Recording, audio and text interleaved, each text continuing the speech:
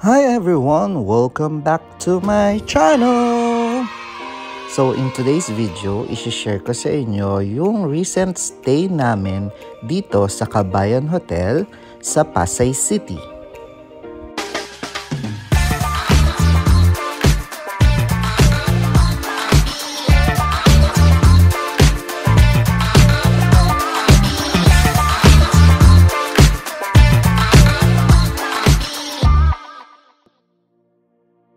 Upon entering the hotel, you will be greeted by this huge and very beautiful hotel lobby. Then, inassist kami ng front desk sa pag-check-in. Since we already have a reservation, mabilis lang yung pag-check-in. And then, binigay na sa amin yung key card to our room. So, ayan, our room is located at the 11th floor. So, you need to tap your key card sa elevator para ma-access mo yung floor kung saan located yung room mo. This is a very nice security feature since makaka-access lang nung floor is yung registered guest. From the moment you enter the hotel, take the elevator and also walk along the hallway, mafe-feel mo na kagad yung theme ng mga rooms or nung buong hotel, which is very Filipino. This is our room. It has a queen-size bed. Ayan. Ang maganda dito sa room na to is yung theme niya is very Filipino. As you could see, ang ganda nung mga accent niya. Like this, parang Solihiya, Ratan na accent dito sa bed frame. And then this is the bed. Meron din tayong dalawang lampshade sa magkabilang side na made of kapis.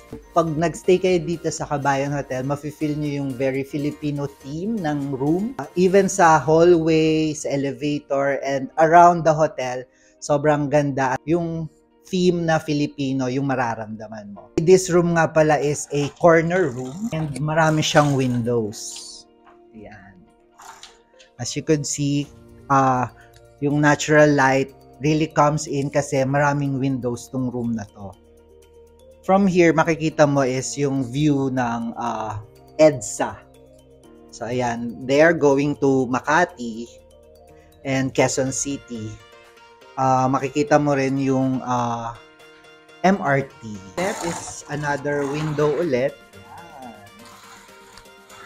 Diba? Ang ganda. Kasi hindi suffocating yung room. Kasi ang dami niyang windows. And here naman is another window na facing yung MRT station. So, on this side naman, makikita niyo meron tayong work desk and meron tayong malaking TV. I think this is 55-inch TV. So, ayan. And dito naman is meron tayong dalawang chair and this work desk. And then, meron tayong electric kettle and complimentary na coffee with sugar and creamer. Meron ding 2 bottled water. And then here naman is yung parang clothes hanging area or parang cabinet. So merong plancha. So kung meron kayong mga lakad or kailangan yung mag-iron ng mga damit nyo, available yung plancha. So of course kung may plancha, meron ding ironing board. Useful yan, especially pag meron kayong mga events na pupuntahan and syempre, pinak nyo yung mga damit nyo and nagusot na siya. So, dito, pwede nyo pa siyang i-iron ulit para presentable naman kayo pag lumabas kayo. And then, meron din tayo ditong safety deposit box. Yan. And of course, a mini ref. So, ayan, kung meron kayong biniling drinks or you want na ilagay dito sa loob, yan, naka-open naman siya. And dito naman sa part na to is yung pwede nyong i-hang yung mga damit nyo. Meron na ring mga hangers na available. Okay, so now naman i-check natin yung toilet and bath. So, yan. Very spacious siya. So, dito sa left side is yung toilet area. Meron na ring clean towels. Ayan. And then sa center is makikita nyo yung sink na merong mirror. So, meron na ring, ayan, dental kit.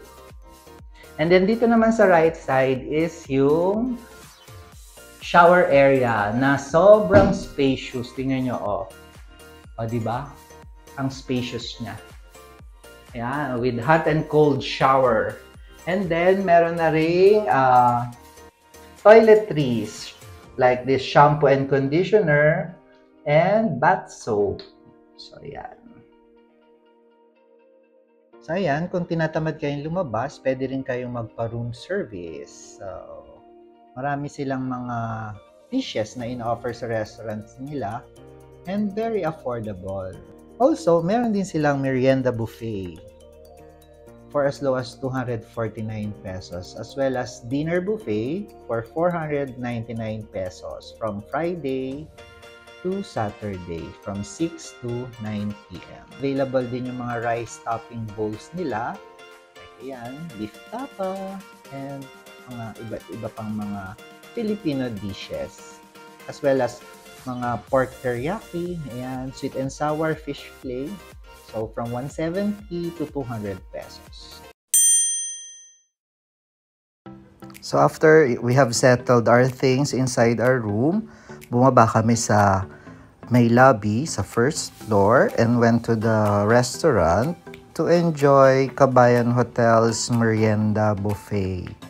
For as low as 249 pesos, you get to enjoy different merienda dishes. Merong mga fish balls, squid balls, kikiam, spaghetti, arroz caldo, chicken mami, and other Filipino favorites such as bibingka and yung kamote fries or kamote Q.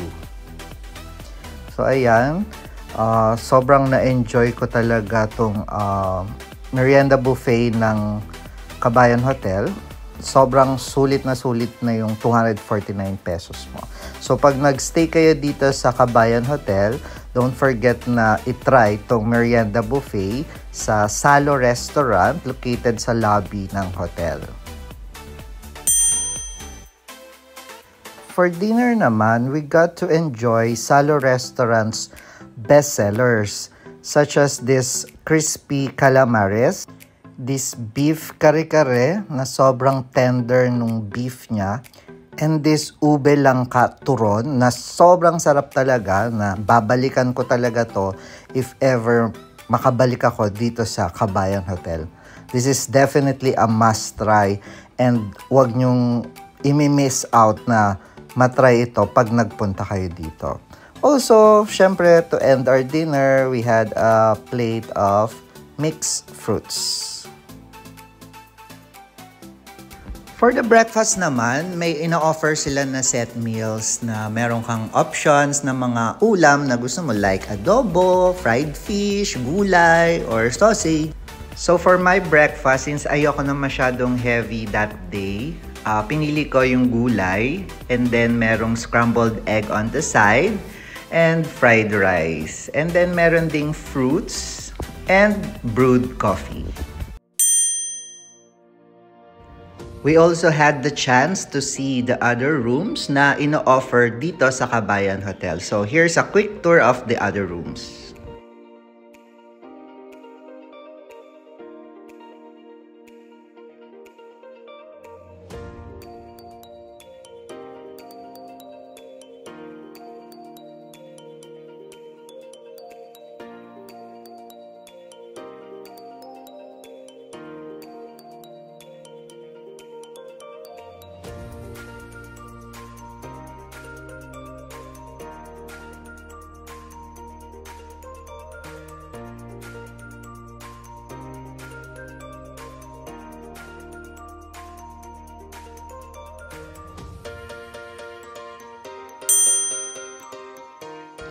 Overall, we had an amazing stay dito sa Kabayan Hotel. Maganda yung mga rooms nila, malinis, maayos, at spacious. Also, mababait yung mga staff nila. And most importantly, masarap ang food nila sa restaurant. So, kung naghahanap kayo ng hotel na malapit sa airport, malapit sa MRT, LRT, or bus stations, at very affordable ang room rates, I highly recommend Kabayan Hotel dito sa Pasay City.